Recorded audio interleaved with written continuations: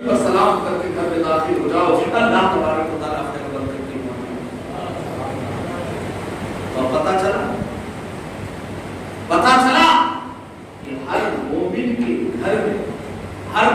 گھر میں روح محمدی صلی اللہ علیہ وسلم تشریف ہے۔ جب گھر میں سرکار مدینہ صلی اللہ علیہ وسلم تشریف فرما تو اپنی محفل ایسی محفلیں ہم سجاتے ہیں نبی کریم صلی اللہ علیہ وسلم کے نام پر، ان کی محبت میں، تو کیا سرکار مدینہ صلی اللہ علیہ وسلم کی محفل میں تشریف فرما، روح محمدی صلی اللہ علیہ وسلم تشریف فرمانا، عقیدہ سب سے بڑی چیز کیا؟ عقیدہ، محبت۔ اگر عقیدہ اور محبت نہیں ہے تو پھر سب بیکار، جب بھی آپ سنتے رہو آپ کے کان سے سنائی دے گا، نکلتا جائے، اور اگر عقیدہ ہے تو اندر بیٹھتا ہے، گھستا جائے کہ ہاں واقعی میں نبی کریم صلی اللہ علیہ وسلم سے بیٹھی کیسی ہوئی۔ اور جب محفلیں اللہ اس کے رسول کی ذکر کی محفلیں سجتی ہیں، میں آپ کو یہ آغاز جو محفل کا ہوا ہے آج پہلا جو میں آپ کو یہ دے کر جا رہا ہوں تاکہ آپ ہمیشہ جتنے دن یہ پروگرام چلتا ہے، جتنے دن محفلیں سجتی ہیں، آپ بتائیں ایک گھنٹہ کوئی معمولی بہت بڑا جو ہے وقت نہیں، یہ ایک معمولی سا وقت، ایک گھنٹہ کیسے گزرتا ہے؟ ایک بچہ اگر موبائل کھولتا ہے، ایک گھنٹہ ایک پروگرام دیکھتا ہے، اتنی تیزی کے ساتھ گزرتا ہے، اسے پتہ نہیں چلتا ایک گھنٹہ کیسا وقت نہیں۔ اور اگر آپ ایک گھنٹے قیمتی جگہ پر لگا دیں گے تو آپ کی بخشش کا ذریعہ، آپ کی مغفرت کا ذریعہ، آپ کھڑے کھڑے بات کرتے رہیں گے، باہر نکل کر ایک گھنٹہ پر ایسا گزر جائے گا آپ احساس نہیں کریں گے۔ جب آپ پڑھیں گے کہاں وقت جو ہے ایک گھنٹے کے لیے جب آپ بیٹھتے ہیں پر آپ کو بتائیں آپ تہہ دل سے عقیدت اور محبت کے ساتھ بیٹھے، انشاءاللہ سمجھ اگر آپ کچھ حاصل نہیں کریں گے، آپ کو کچھ نہیں لیں گے، مگر اس بیٹھنے کی برکت سے آپ کی مغفرت اور بخشش کا ذریعہ یہ جو عقیدہ اور یقین رکھیے۔ اللہ تبارک و تعالیٰ جب ایسی محفلیں ہوتی ہیں تو پروردگار عالم آسمان سے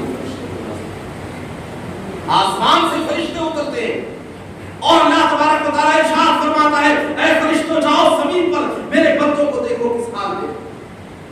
کیا رب قدیر جانتا ہے؟ رب قدیر کو پتہ نہیں، معلوم نہیں ان اللہ علی کل شیء قدیر۔ آپ سوچ سکتے ہیں کہ رب کو نہیں معلوم، رب نہیں جانتا کہ میرے بندے کیا کر رہے ہیں، گناہ کر رہے ہیں یا نیک کام۔ اللہ تبارک و تعالیٰ تمہاری حرکتوں سے آگاہ نہیں ہے، تم سے واقف نہیں ہے، تمہارے دھڑکنوں سے دلوں کے دل میں جو دھڑکن ہے کیا اس سے واقف نہیں ہے؟ معلوم ہے کہ اللہ تعالیٰ فرشتوں کو بھیجے، جاؤ میرے فرشتوں کو زمین پر دیکھو کیا کریں۔ یہ فرشتوں سے کیوں پروردگار عالم کہتا ہے؟ یہ بھی سن کہ جب اللہ تبارک و تعالیٰ نے انسان کی تخلیق کرنا چاہا، بنانا چاہا، تو فرشتوں نے کہا کیا کہا؟ ایسا نائب پروردگار عالم بنا جو زمین پر فساد کرے گا، لڑائیاں کریں گے، جھگڑا کریں گے۔ یعنی انسانی فطرت کو فرشتوں نے اللہ کی بارگاہ میں رکھا کہ انسان کی فطرت یہ ہوگی کہ وہ آپس میں جھگڑیں گے، لڑائی کریں گے ایک دوسرے کے ساتھ۔ اس طریقے سے ایسے تخلیق کرنا ہے، بنانا ہے، پیدا کرنا ہے۔ تو اللہ نے ارشاد فرمایا انی اعلم ما لا تعلمون، جو میں جانتا ہوں تم نہیں جانتے، میں تو رب ہوں، میں رب ہوں، جو میں جانتا ہوں اے فرشتوں تم نہیں جانتے ہو۔ تو اللہ تعالیٰ سے انسان کو پیدا کرنے کے وقت، انسان کی تخلیق کرنے کے وقت، انسان کو جب بنایا تھا اس وقت فرشتوں نے ایک سوال اٹھایا، تو اب اللہ تعالیٰ فرشتوں کو بھیجتا، جاؤ دیکھو میرے بندوں، جاؤ دیکھو میرے بندوں کو کس حال میں۔ کیا رب قدیر نہیں جانتا میرے بندے کیا کر رہے ہیں؟ کیا اللہ تبارک و تعالیٰ کو یہ خبر نہیں ہے کہ میرے بندے کہاں ہیں اور کس وقت کیا کر رہے ہیں، کہاں بیٹھے ہیں؟ رب قدیر ہر ایک چیز کی خبر رکھتا ہے۔ تم چاہے چھپ کر جو ہے نیکی کرو، چاہے چھپ کر گناہ کرو، چاہے تم اتنے اندر ہو جاؤ کہ تمہیں دنیا کا کوئی انسان نہ دیکھ سکے، مگر رب قدیر تم پر نظر رکھ رہا ہے کہ تم گناہ کر رہے ہو یا نیکی کر رہے ہو۔ اللہ کو معلوم ہے، پروردگار عالم جانتا ہے، مگر پھر فرشتوں کو بھیجنے کی وجہ کیا ہے؟ اللہ تبارک و تعالیٰ فرشتوں کو دکھانا چاہتا ہے کہ تم جسے کہہ رہے تھے کہ اللہ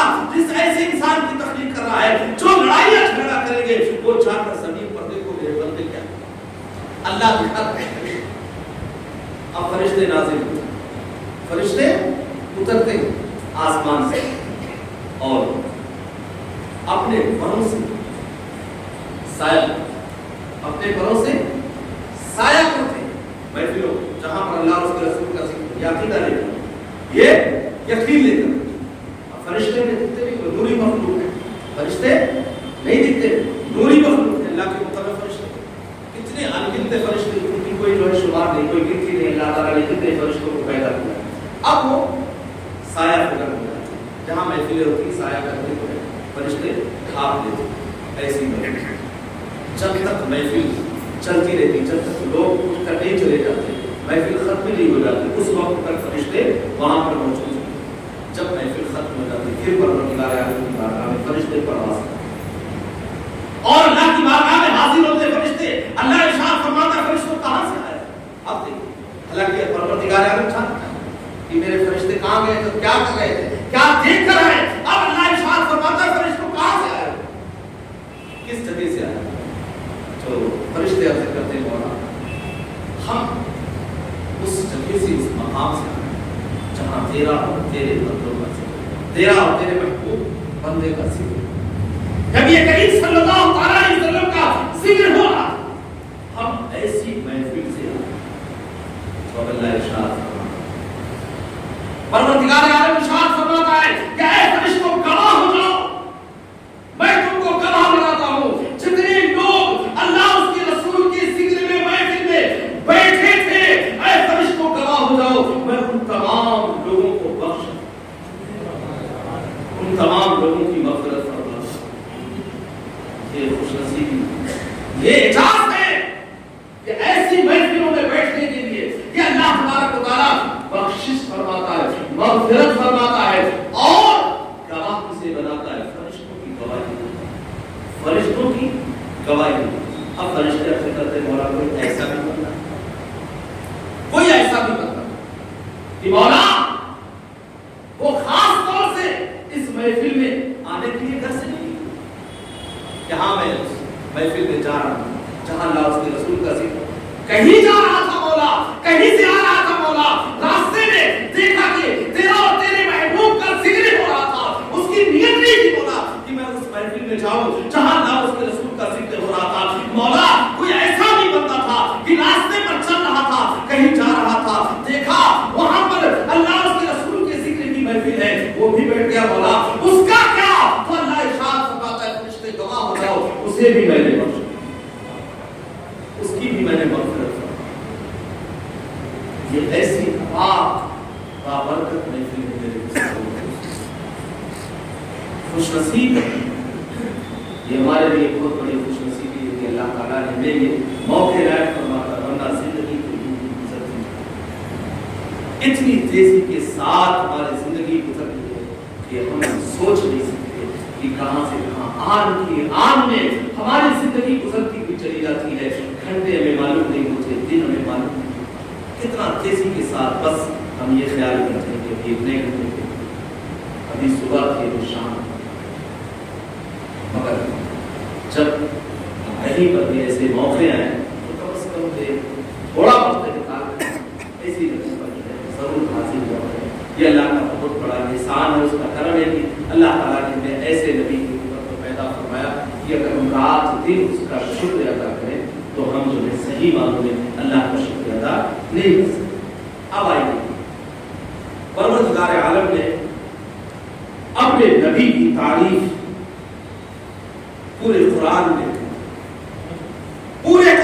پروردگار عالم نے اپنے نبی کا ذکر فرمایا، ایک مقام دو مقام پر نہیں،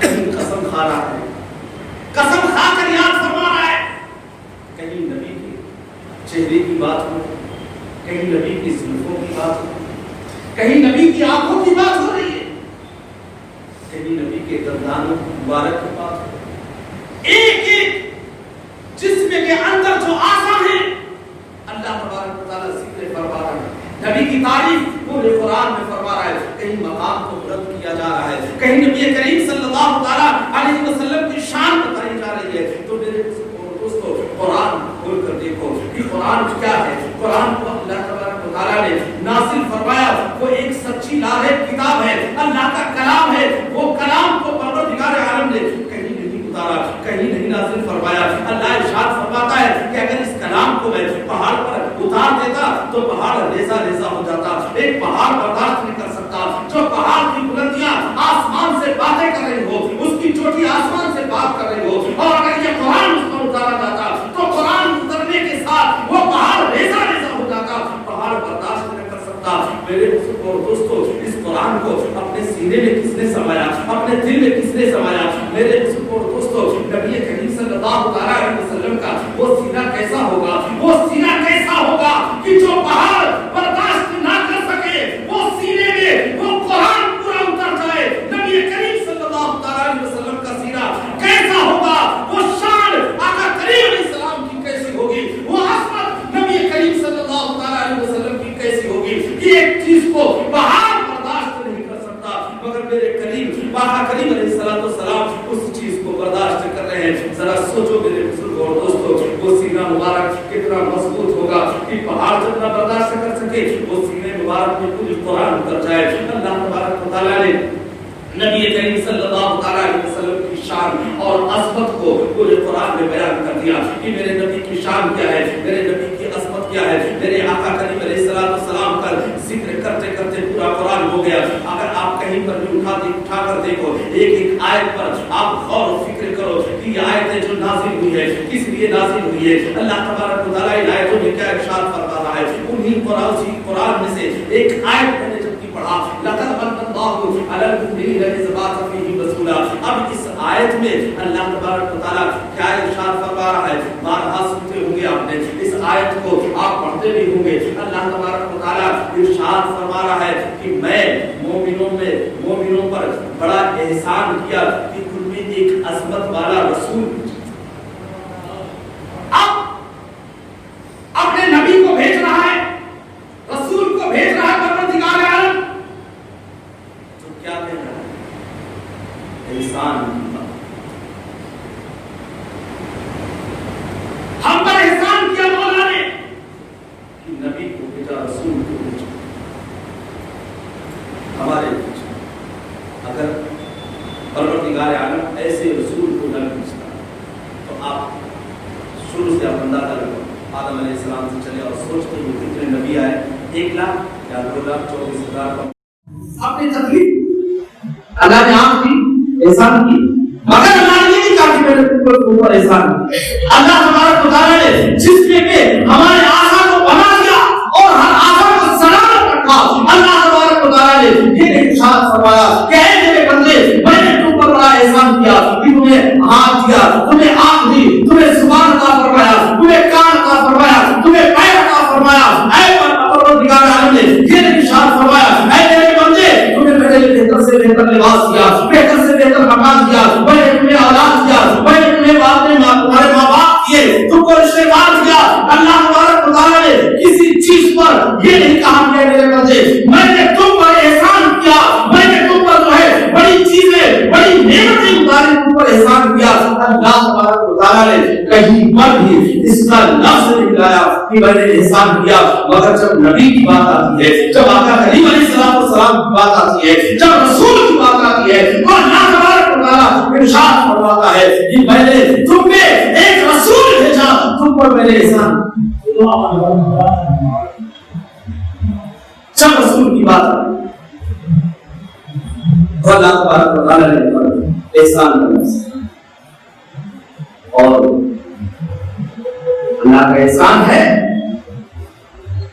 اب یہ اندازہ لگا لیجیے کہ ہر چیز سے بڑھ کر آقا کریم علیہ السلام اللہ نے رسول، اس لیے پروردگار عالم نے کائنات کو بنایا، کائنات کا وجود ہوا اور کائنات میں پروردگار عالم نے کتنی چیزوں کو پیدا کیا. کوئی گنتی لگا سکتا ہے، کوئی شمار کر سکتا ہے کتنی مخلوق اللہ نے کائنات کو پیدا کی، کوئی بھی شمار نہیں سکتا. مگر پروردگار عالم نے یہ سب نبی کریم صلی اللہ علیہ وسلم کے صدقے سے پیدا کیا.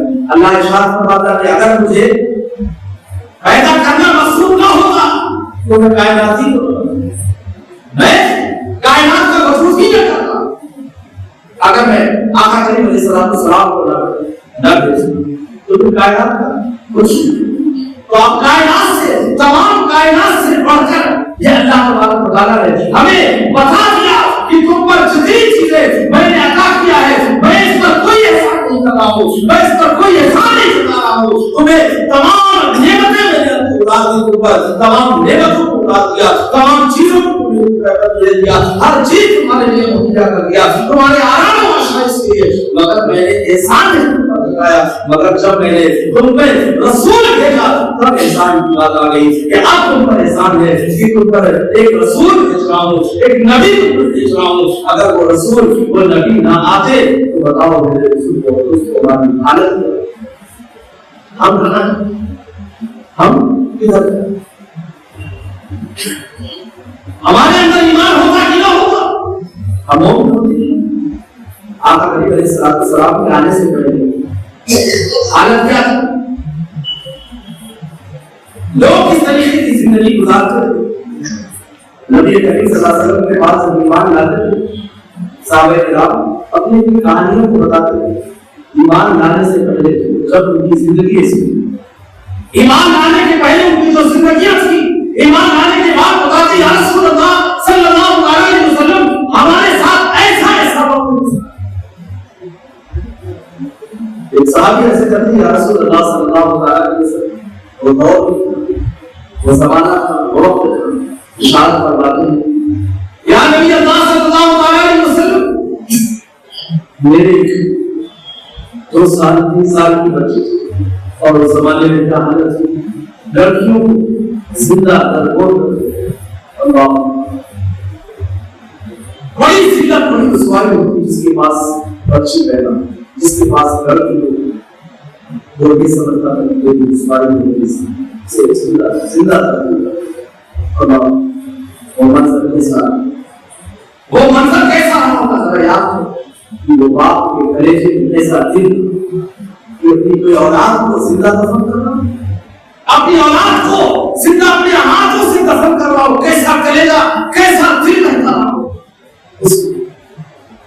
آقا کریم علیہ السلام کی بارگاہ حاضر عرض کرتے یا رسول اللہ صلی اللہ علیہ وسلم میرے پاس ایک بچی تھی، میں جب باہر سے آیا پھر اپنی زندگی اور رسوائی کو سوچ کر دل تو نہیں چاہ رہا تھا کہ وہ جگر کا ٹکڑا تھا، میرے جگر کا ٹکڑا تھی، میری اولاد تھی، مگر زندگی اور رسوائی کی وجہ سے یا رسول اللہ صلی اللہ علیہ وسلم دل تو نہیں چاہ میں کوئی بچی کا کام کروں کوئی پورا کر دیا باتیں کرتا رہا یا رسول اللہ صلی اللہ علیہ وسلم چلتا رہا ایک دعا دیکھا پوڑی آئی وہاں پر کھڑا ہوا یا رسول اللہ صلی اللہ علیہ وسلم اپنی بچی کو اسی کنویں میں دیکھا اور جب وہ کنویں میں گرنے لگی مجھے پکار دی ابا مجھے بچنا اے ابا مجھے بچا لو یا ماتا ہوں یا ماتا ہوں اس زمانے لگا رہی آقا کریم علیہ السلام اس کی باتوں کو سن چشمے بیمارا آنکھوں سے آنسو وہ نبی کریم صلی اللہ علیہ وسلم کے پاس اپنی کہانی کو بتا رہا ہے، آقا کریم علیہ السلام سن کر ایسا ایسی بھی حالت ایسا بھی وقت ہے کہ لوگ اپنے ہاتھوں سے اپنی بچیوں کو دفن زندہ درگور کر رہے ہیں۔ آقا کریم علیہ السلام باتوں کو سنتے جانے مبارک اللہ نبی کریم صلی اللہ علیہ وسلم اور ان کی عزت دیا، چھوٹوں بڑوں کو ایک کر دیا، بڑا اور کاموں کو ملا دیا، فرق کو جو آپس میں فرق تھا نبی کریم صلی اللہ علیہ وسلم نے دکھائی جا رہی ہے، ایسا کردار پیش کیا میرے بزرگوں کو یہ اسلام جو پھیلا ہے قرآن اور تقریر سے اگر اسلام کو قرآن سے پھیلانا ہوتا تو رسول کی تشریح قرآن کو نازل کر دیا۔ قرآن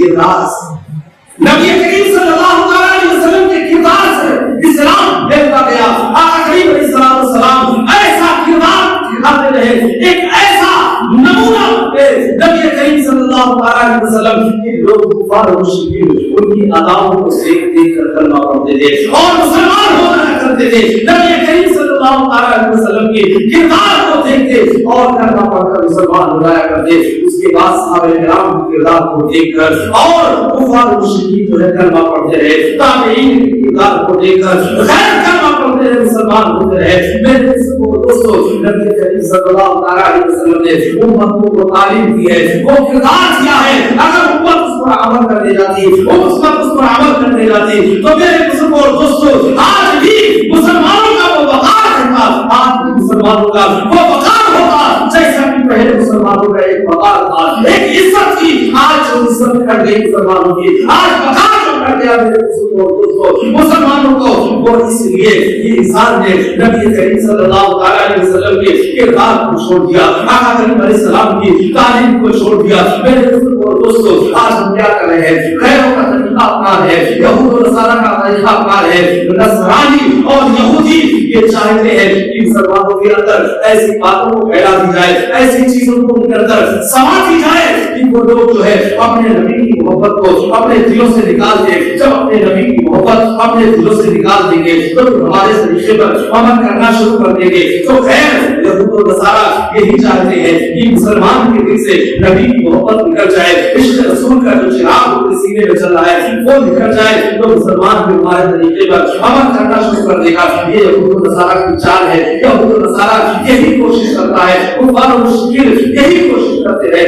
آج میرے دوستو جو ہمارا کردار جو ہمارا ٹکا ہے، وہ ہمارے جو کردار ہمارے ہونے چاہیے وہ نہیں ہے، اس لیے وقار بڑھتا گیا۔ میرے دوستو آج ہم کیا کر رہے ہیں؟ ذرا سوچو اور اپنے دل پر ہاتھ رکھ کر سوچیں کہ ہماری زندگی کیسے گزر رہی ہے۔ ہم یہود و نصارہ کے طریقے پر اپنی زندگی کو عمل کر رہے ہیں۔ ہم کھڑے ہو کر پانی پیتے ہیں، کھڑے ہو کر کھانا کھاتے ہیں، کھڑے ہو کر پیشاب کرتے ہیں۔ ہمارا پہناوا، ہمارا کھانا، ہمارا پینا، ہمارا اٹھنا، ہمارا بیٹھنا سب غیروں کے طریقوں پر ہو گیا۔ تو ہم اپنے نبی کے کردار کو بھلا دیا تو بتاؤ ہمارا مقام کہاں ہوگا؟ اگر آج ہم آقا کریم علیہ السلام کے کردار کو لے کر اپنی زندگی گزارتے ہوتے، آقا کریم علیہ السلام کی تعلیم کو لے کر اپنی زندگی کو گزارتے ہوتے تو یقین جان لو میرے دوستو ایک وقت تھا کہ غیر لوگ مسجدوں کے باہر کھڑے ہو کر اپنے بچوں کو لے کر کھڑے ہو جایا کرتے تھے اور یہ سمجھتے تھے کہ مسلمان نماز پڑھ کر نکلے گا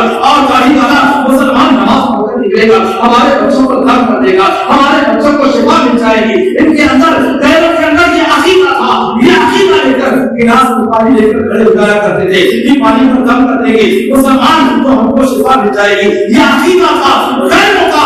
آج دیکھ لو دوستو چند لوگ، بہت کم لوگ، ایک دو کھڑے ہو جائے تو کھڑے ہو جائے، کیونکہ ہمارا کردار جو ہونا چاہیے تھا وہ چلا گیا، ہمارا مقام جو ہونا چاہیے وہ چلا گیا۔ ہم بے حد سے زیادہ جھوٹ بولنا شروع کر دیا، بے حد سے زیادہ لوگوں کی خدمت کرنا شروع کر دیا، بے حد سے زیادہ لوگوں پر ظلم کرنا شروع کر دیا۔ تو میرے بزرگ اور دوستو جب نبی کی تعلیم کو ہم نے چھوڑا، نبی کے ہم نے کردار کو چھوڑا، آقا کریم علیہ السلام کی سنت کو چھوڑا تو ہر چیز ہم سے چھوٹی ہوئی نظر آتی ہے، ہر چیز ہم سے نکلتی ہوئی نظر آتی ہے۔ اگر آج بھی ہم آقا کریم علیہ السلام کی محبت کو اپنے دل میں سنبھالے، ان کی تعلیم کو سنبھالے تو آج بھی خیر، آج بھی خیر ہمارے سامنے اپنے خود میں دیکھتی ہوئی نظر آتی ہے۔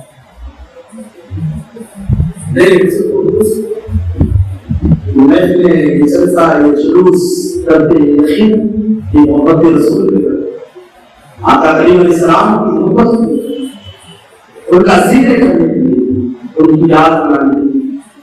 یاد بنانا ذکر کرنا بہت بڑی خوش نصیبی، مگر تعلیم ایسی ہونی چاہیے۔ امام حسین رضی اللہ تعالیٰ عنہ نواسے رسول عمران کی بات ہوئی کہ اپنے گھر میں اب ان کے پڑوس میں ایک یہودی جو ہے دروازے پر کچرا ڈال دیتا روزانہ۔ امام حسین نواسے رسول اندازہ لگائیے، صاف کر دیتے، صاف کر ڈالتا، صاف کر دیتے، ڈالتا، صاف کر دیتے۔ اب اس یہودی کی بیوی نے کہا کس کو پریشان کر رہے ہیں؟ یہ کون ہے؟ تمہیں معلوم ہے یہ اللہ کے نبی نواسے رسول ہیں یہ. فاطمہ زہرا رضی اللہ تعالیٰ عنہ اس عورت کے پشاور کو اور جب اس کی بات دل میں لگی واقعی میں ایسے بندے کو ایسے شخص کو پریشان کرنا فوراً جو ہے معافی مانگنے کے لیے دروازے پر پہنچتا اور ارشاد فرماتا ہے میں اتنے دن سے آپ کے دروازے پر یہ کام کر رہا تھا کہ آپ کو آپ نواسے رسول آپ چاہتے تو لوگوں کو بنا کر مجھے قتل بھی کروا سکتے تھے, مجھے ان پر آپ تشدد ظلم بھی کر سکتے تھے, کیونکہ آپ نواسے رسول ہیں اور آپ کو غصہ نہیں آ رہا تھا. آپ جو ہے اس بات پر پریشان بھی ہو رہے تھے تو امام حسین رضی اللہ تعالیٰ ارشاد فرماتے ہیں کہ نہیں مجھے کوئی غصہ نہیں آ رہا تھا, مجھے کوئی بھی تکلیف نہیں ہو رہی تھی. آپ ڈانٹتے تھے, میں صاف کر دیتا تھا. وہ یہودی کہتا ہے کہ آپ کو غصہ کیوں نہیں آ رہا تھا, کیونکہ میں آپ کو پریشان کر رہا تھا. امام حسین رضی اللہ تعالیٰ عنہ ارشاد فرماتے ہیں کہ اے یہودی سن لے, یہ میرے نبی کی تعلیم ہے اور ان کا کردار ہے جو میرے نبی نے مجھے تعلیم دی ہے, جو کردار پیش کیا ہے وہی میں تمہارے سامنے پیش کر رہا ہوں. اس نے قدموں پہ گر کر کہا کہ جب نبی کے غلام کا کردار ہے یہ ہے, نبی کے تعلیم کا اثر جب ان کے غلاموں پر ہے تو نبی کا مقام کیا ہوگا, نبی کی بلندی کیا ہوگی, ان کی عظمت کیا ہوگی, ان کی شان کیا ہوگی. کلمہ پڑھ کر مسلمان ہو گیا تو دوستوں کردار کو دیکھ کر غیر کلمہ پڑھ کر مسلمان ہوتے تھے, تعلیم کو دیکھ کر غیر کلمہ پڑھ کر جو ہے مسلمان ہو گیا کرتے تھے. جب ایسا کردار پیش کرتا تھا جو کرتے تھے تمام جو ہے صحابہ کرام تابعین مسلمان کی یہی سلسلہ جو ہے اللہ کے نیک محبوب بندوں کا چلا رہا ہے. دوستوں آج ہم اپنے حالات کو ایسا بنانے کہ ہم کچھ نہیں سمجھ پا رہے کہ ہم کیا کریں. ہم یقیناً بیانات سنتے ہیں, نماز پڑھتے ہیں, قرآن پڑھتے ہیں, قرآن جن کی حالات دن پر دن ہماری بدتر ہوتی چلی جا رہی ہے, ہمارے حالات بگڑتے چلے جا رہے ہیں, ہم اپنے آپ کو سمجھ نہیں پاتے. اگر اس چیز پر غور کریں کہ ہم کس لیے بچیں اور کی تعلیم کیا ہے ہمارے لیے تعلیم کیا ہے, تو یقیناً ہر قدم پر سوچ کر اپنی زندگی کو گزارنے کی. لیکن ایسا نہیں کرنا. ہم آقا کریم علیہ السلام کو ہمارے نبی سب سے عظمت و بالا ہے, ان کی شان اور عظمت اللہ نے قرآن میں رکھی ہے. جب اس تعلیم پر عمل کرنا شروع کرے تو یقیناً ہماری زندگی کو ایسا نبی کریم صلی اللہ علیہ وسلم وہ اللہ تبارک و تعالیٰ نے اس دنیا میں بھیجا, مبعوث فرمایا. کائنات کا وجود اللہ تبارک و تعالیٰ نے نبی کریم صلی اللہ علیہ وسلم کی صدقے میں پروردگار عالم نے جو ہے بنایا. اگر نبی کو بھیجنا مقصود نہ ہوتا تو یہ کائنات کا وجود نہیں ہوتا. یہ تمام چیزیں اللہ کے رسول صلی اللہ علیہ وسلم کے صدقے میں ہر ایک چیز. اگر یہ سوچیں کہ نماز جو ہم پڑھتے ہیں یہ بھی آقا کریم علیہ السلام کے صدقے, روزہ رکھتے یہ بھی نبی کریم صلی اللہ علیہ وسلم کے صدقے, قرآن پڑھتے ہیں یہ بھی نبی کریم صلی اللہ علیہ وسلم کے صدقے. اگر آقا کریم علیہ السلام نہ آتے نہ ہمارے پاس نماز ہوتی, نہ روزہ ہوتا, نہ جو ہے قرآن ہوتی, نہ کوئی چیز ہمارے پاس ایسی عبادت کی ہوتی جو ہم جو ہے اللہ کی بارگاہ میں عبادت کر سکتے. جتنی بھی چیزیں ہمارے پاس ہے, ہم نماز پڑھتے ہیں, روزہ رکھتے ہیں, صدقات خیرات جو بھی کام کر رہے ہیں, اللہ تبارک و تعالیٰ نے یہ سب ہمیں نبی کریم صلی اللہ علیہ وسلم کے صدقے میں عطا فرمایا. اور جب نبی کریم صلی اللہ علیہ وسلم اس دنیا میں تشریف لائے تو اپنی امت کو دیکھ کر پریشان ہوئے. اپنی امت کو ہمیشہ اللہ کی بارگاہ میں دعا کرتے. اب یہ سوچو کہ جو نبی اپنی امت کا خیال فرما ذات دین اللہ کی بارگاہ میں دعا کرتے کہ مولا میری گنہگار امت کو بخش دے اور میری امت کو میری دعا دے. آقا علیہ السلام نے امت کی خاطر رات رات کھڑے ہو کر اللہ کی بارگاہ میں قیام کیا. کیوں؟ امت کے ساتھ پروردگار عالم دیکھ کر آج میرا محبوب اپنی امت کی خاطر رات رات پر قیام, اور ایسا قیام آقا کریم علیہ السلام کے پاؤں مبارک میں مٹیوں میں ورم سوچا تھی نبی کریم صلی اللہ علیہ وسلم کی پنڈلیوں میں ورم آ جاتا پاؤں مبارک. اب پروردگار عالم نے دیکھا کہ مشقت کو برداشت نہیں کر سکتا. یہ میرا محبوب اتنی تکلیف میں اللہ تعالیٰ نے ان کو فرمایا اے میرے محبوب آپ تھوڑی دیر آرام اور تھوڑی دیر اس لیے نبی کریم صلی اللہ علیہ وسلم نے قیام فرمایا ہمارے اپنی گنہگار امت کو بخشوانے کے لیے. یہ مانا نہیں گنہگار امت کو بخشو. ہمارے نبی ہمارا اتنا خیال فرمایا اتنا خیال فرمایا کہ کہیں ایسا نہ ہو کہ میری گنہگار امت جو ہے جہنم میں جائے. اتنا خیال. اور ہم یہ ذرا سوچیں کیا ہم بھی خیال کرتے کیا ہم بھی یاد کرتے نبی کریم صلی اللہ علیہ وسلم. اگر ہم یاد کرتے اگر کسی کو کسی سے دوستی ہو جاتی محبت ہو جاتی تو اس کی ہر ادا اس کو اچھی ہر ادا اس کو اچھی اپنے عاشق کی ہر ادا معشوق کو اچھی لگتی ہے.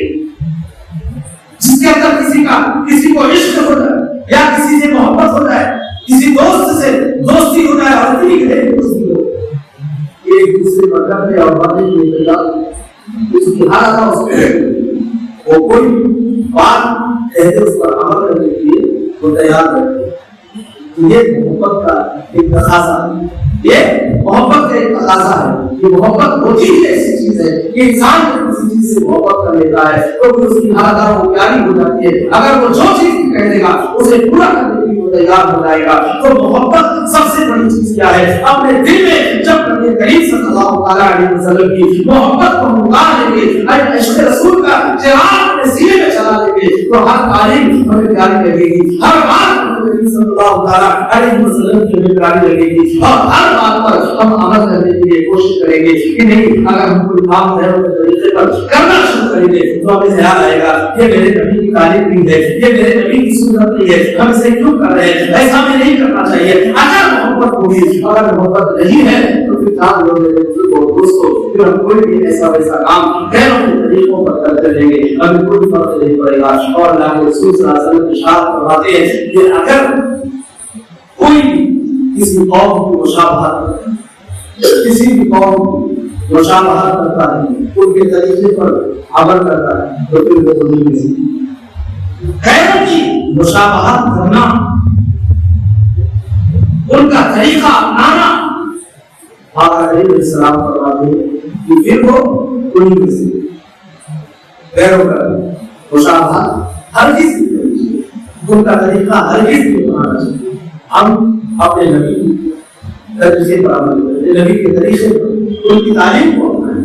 یقیناً ہماری زندگی سبب ہم یہ سوچ کر زندگی لے کر جینے ہمیشہ ہم کو اسی دنیا میں کیا خوف نہیں کرنا ہمیں خوف نہیں کرنا اس دنیا سے ہمیں ایک نئے جو ہے رخصت ہمیں اس دنیا پانی سے ایک نئے جانا یہ خوف ہمارے دل میں نہیں ہوتا اور اپنے ہاتھوں سے قبرستان میں جا کر تصویر کر کے آ جاتے ہیں کہ ہم بھی خوف کرتے ہیں کہ کوئی اٹھا کر لائے گا اور اس قبرستان میں ہمیں کر دے گا دفن کر دے گا کیا ہمیں خوف نہیں کرتا. تو ہماری زندگی کیسی گزرنی چاہیے یہ سبق کا مسئلہ یہ سوچ کر کہ آج ہمیں کل پتہ نہیں ہماری زندگی ہو جانا ہو کسی کو ایک پل کی کوئی خبر نہیں ہے. ہم اس طریقے سے اپنی زندگی کو گزار کر ایسا لگتا ہے کہ ہمیشہ ہمارے لیے دنیا بنائی گئی اور ہمیشہ اسی دنیا میں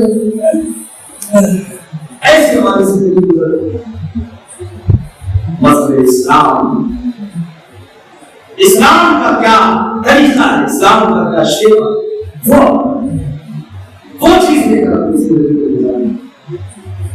اسلام کوئی ایسا ویسا مذہب نہیں. اسلام کا دور جب اسٹارٹ ہوا جب شروع ہوا مذہب اسلام کا دور آج کسی چیز کی تکلیف نہیں ہوتی. کھانا پیٹ پر ملتا ہے آرام آسائش سونے کی ایسی فین گدے ہر چیز کا آرام آسائش کس نے یہ اللہ تعالیٰ نے کھانا عطا فرمایا. جو اس کا بڑا شکر گزار ہے. مگر جب اسلام کا ایک دور وہ بھی تھا کہ صحابہ کرام کی زندگی اپنی زندگی کو گزارتے مسجد نبوی کے سامنے ابو بکر صدیق عمر فاروق اعظم رضی اللہ تعالیٰ عنہ کھڑے ہیں. آقا کریم علیہ السلام مسجد نبوی سے باہر تشریف لائے. دیکھا عمر اور صدیق جو مسجد نبوی کے باہر کھڑے. نبی کریم صلی اللہ علیہ وسلم کے صحابہ کی حالت کو دیکھ کر جانتے تھے کہ میرے صحابہ کس نیت سے کیا مقصد سے کھڑے. آقا کریم علیہ السلام فرماتے ہیں اے عمر اے بکر صدیق رضی اللہ تعالیٰ کیا وجہ ہے کہ جو تم یہاں پر آئے. ارشاد فرماتے ہیں یا رسول اللہ صلی اللہ علیہ وسلم بھوک ہمیں گھروں سے نہیں, بھوک نے ہمیں باہر نکال دیا. یا رسول اللہ صلی اللہ علیہ وسلم بھوک کی شدت میں برداشت کی. اسلام کا ایک دور ہوگی, اسلام کا ایک دور ہوگی تھا.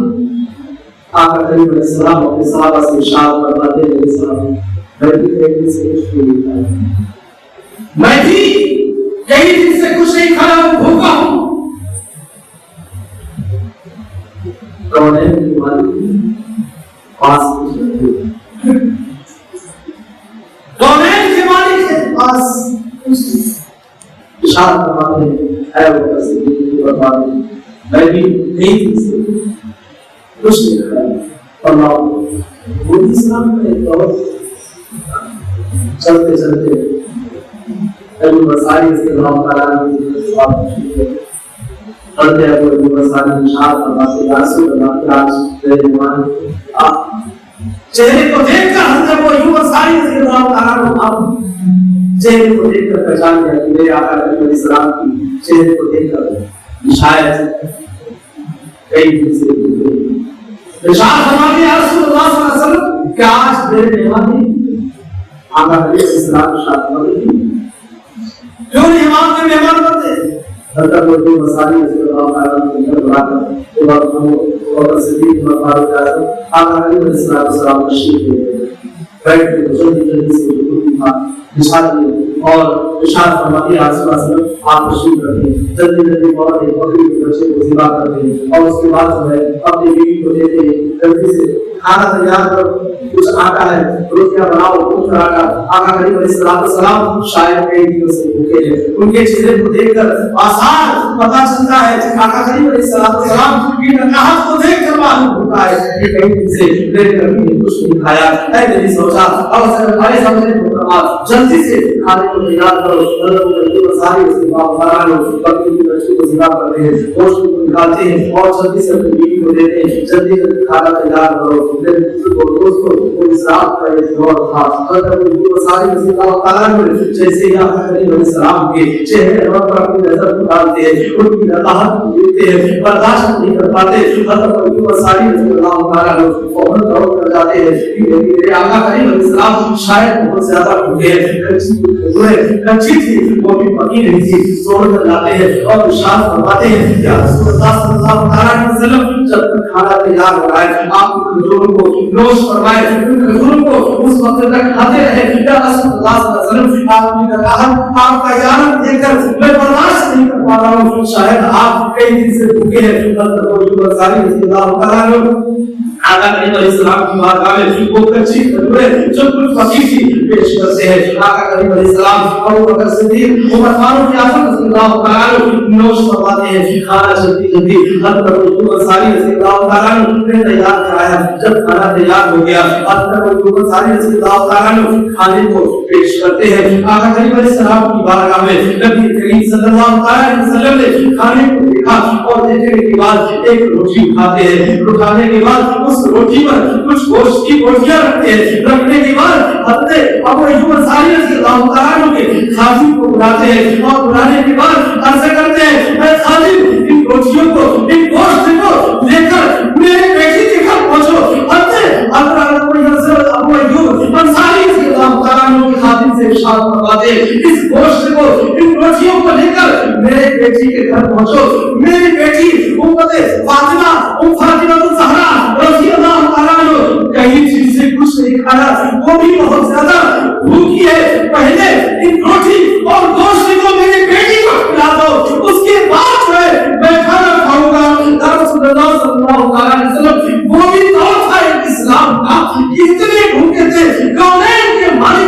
पास कुछ नहीं था, सोने और चांदी के पहाड़ हर वक्त कदमों में निछावर होने के लिए तैयार होते थे कि कब आका करीम अलैहिस्सलाम का हुक्म मिल जाए, हम उनके कदमों पर निछावर हो जाए। कोई ऐसी चीज नहीं थी कि जो मोहब्बत रसूल पर निछावर होने के लिए तैयार था।